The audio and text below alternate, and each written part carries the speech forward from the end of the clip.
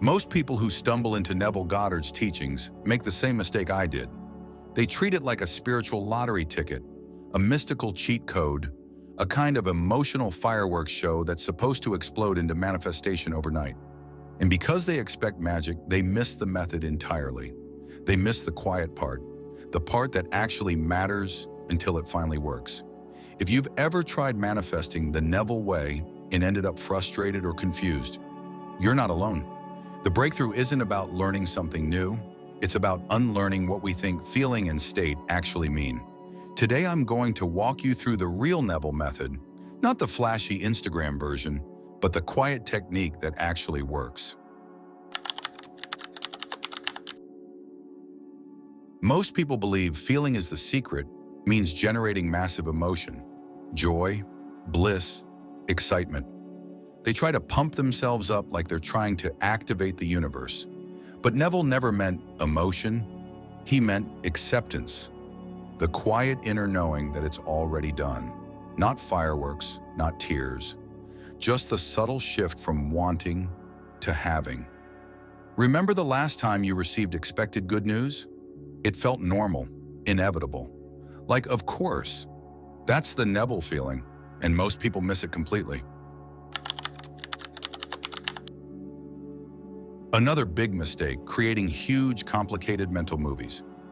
Neville warned against this. The ideal scene is tiny, 5 seconds, 10 seconds, just enough to imply the desire is done.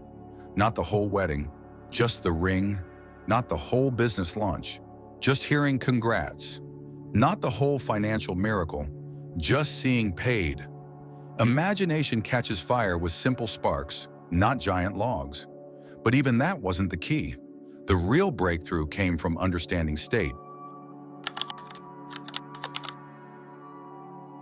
Most people think they're living in the end, but then they check the outside world constantly to see if anything changed. And that single act, checking, proves they're not in the state at all. Checking means doubt. Checking means waiting. Checking means you're still the old you. Neville said, "Assume the state, the world plays catch-up." Once I understood that, everything shifted. I realized I'd been doing the techniques with the wrong identity, the one who doesn't have it yet, and that identity can't manifest.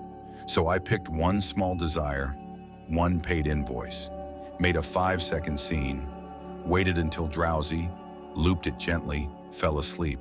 It felt boring, and that's how I knew it was working. The world adjusted slowly. Tiny bridges appeared. On day 6, the payment came. And it felt obvious, like the next scene in a movie I'd already watched. Neville also taught revision. I used it on an argument with my sister. Instead of replaying the fight, I replayed the version I wished had happened. Laughter instead of anger. Understanding instead of tension. 10 seconds, half asleep. The next day she texted, "I think I overreacted. Can we talk?" Not magic, just the shift in state. Neville's method isn't about forcing results.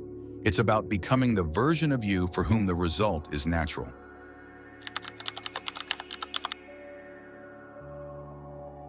Most people quit after 24 hours because the world hasn't changed, but the world is not supposed to change first. You are. Neville said, "Be faithful to the end." It doesn't mean be perfect. It means every time you slip, gently come home. Back to the tiny scene, back to the new inner conversation.